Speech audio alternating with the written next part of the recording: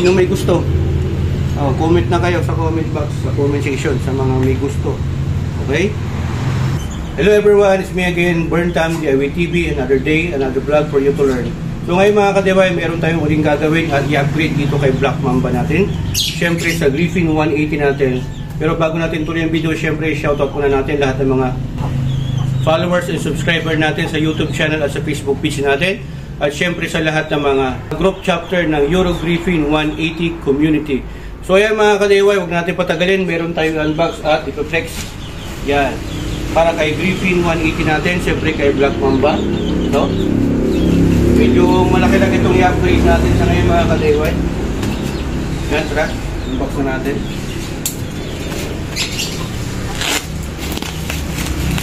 Yun, no? Fragile. So ayan, habang binubuksan natin, siyempre shoutout muna natin sa mga lahat ng sponsor natin sa Griffin 180. Maraming salamat sa patuloy na tiwala at suporta, siyempre. Okay?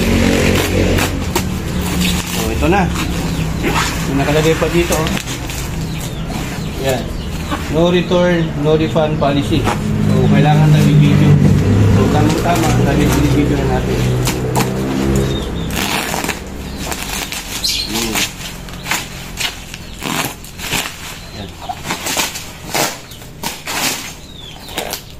Napakalaki naman ito. Taran! Ang packaging niya. So yan, makikita nyo. Nakalagay dito yung code TRC Aerox B2 SP Black Sandpaper. Yan, SP is stand for Sandpaper Racing Seat, kulay black. So yan, tingnan natin kung gaano kaganda to.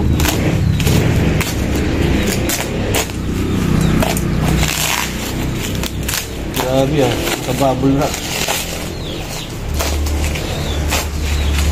Yun, so may bag po siyang nabalik. Naka-bag po siya. Yun, napakalupit. Yun, no? TRC Racing. Baka naman, mga TRC dyan. Open na natin. Yun, no? Ilagay natin dito sa, maliwanag. Pasensya na kayo sa motor natin kasi medyo maulan talaga dito sa Pangasinan.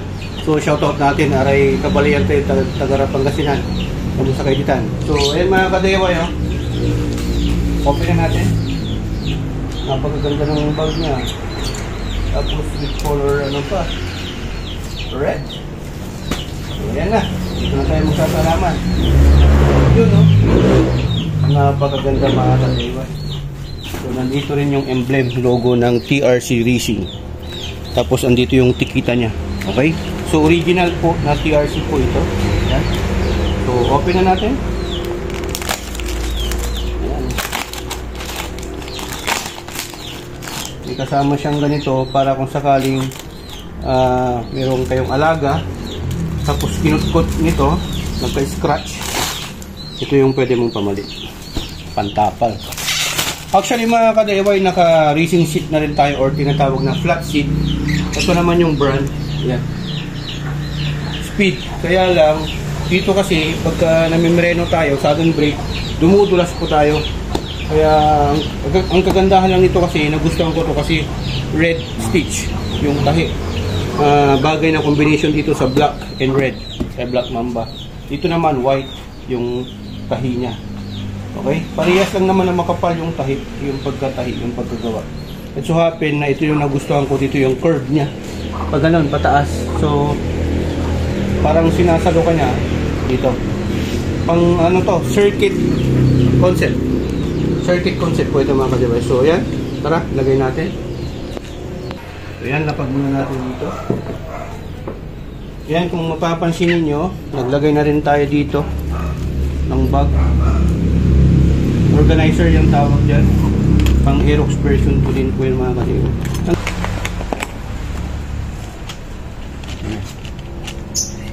Yan, so dalawang nut lang naman to na size 10. Pag tinanggal mo to, try natin na isalpak yung nabili natin na TRC na bago. Yan. So ayan na, dito na tayo magkakaalaman kung plug and play. Okay? Kasi kung mapapansin nyo, lock nya dito nakaharap. So kung mapapansin nyo, dito kasi pinutulan ko tong bolt kasi mahaba. Umuumpog kasi siya dyan. So baka ganito rin siya. So ang gagawin din natin, ipuputulan din natin to kung sakali. So tara. Yan, bumakat po siya mga kadewa yun, nung hindi ko pa siya pinutulan. So kabit natin.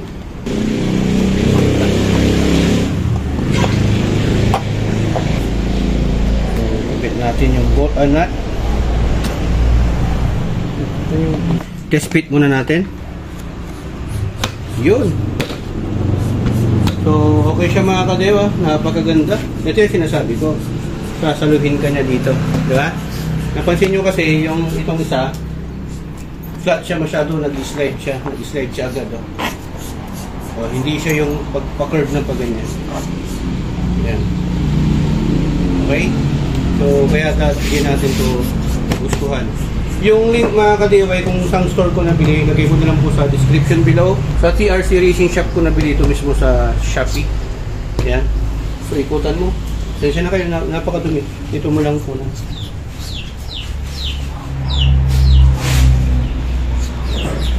Yan. Tingnan natin. Buwan natin. Wow, ito yung sinasabi ko mga kadiway. Sinasalukan niya. Yung isa kasi, pagka nagdudulas ako. Kasi pababa siya, yung ito niya mismo. So ito, flat siya. Napakaganda. Okay? Tapos, sandpaper siya, ibig sabihin, hindi po siya madulas. Hindi siya madulas, lalo pagka mabilis ka, bigla kang sudden brake, hindi po siya madulas. Kaya ito yung nagustuhan ko. Meron naman pong variation to, may carbon, yung standard, mga ganun. Pero ang gusto natin, itong sandpaper, hindi madulas. Ito kasi yung maganda para sa akin. So, ayan. Okay? Yan, so yung dito niya, papakita ko sa inyo. Yung dito mismo. Yan, oh. Ayaw mag-lock. So, ibig ko sabihin, kaya ito, need talagang bawasan to. Ipoport ko na lang to mga kadiwa, hindi ko nang ipakita sa video kasi meron na akong pinakita kung paano ko ginawa dito. So dapat ganyan. Okay? So ganun lang po yung mga kadiwa. Kung nagustuhan nyo itong video, share nyo to. At kung gusto nyo itong flat seat natin, order na kayo sa TRC. Pero nasa sa inyo pa rin yan kung ano yung brand na gusto niyo. Ayan, kumuha lang po tayo ng nagbibigay lang po ako ng idea para kung anong pwede ng mga racing seats or flat seat dito sa Griffin 180 natin. So yan, nakita nyo na po mga kadiway. Ito sa mga sino may gusto, comment na kayo sa comment box, sa comment section, sa mga may gusto. Okay? And abangan nyo lang po yung mga susunod nating video sa mga tutorial natin at saka sa mga upgrades natin dito kay Griffin 180 natin, syempre kay Black Mamba. Inuulit ko, maraming salamat sa nag-sponsor nito at hindi nang papabanggit ng pangalan para mas lalo daw siyang magkaroon ng blessings. So ay mga kadiway, dito sa HPT, natuto ka na, nakatipid ka pa dahil sa HPT, sharing is caring. Actually, meron palang nakakuha na to mga kadiway, baka sabihin niyo meron na po nakakuha nito, nag-aabang na lang siya kung kailan daw darating tong TRC kasi gusto na rin po niyang ikabit. Malalaman niyo kung sino, ipa-vlog din po natin kung gusto niyang magpa-vlog. So ayan mga kadiway, maraming salamat. To God be the glory and burn time. Signing off.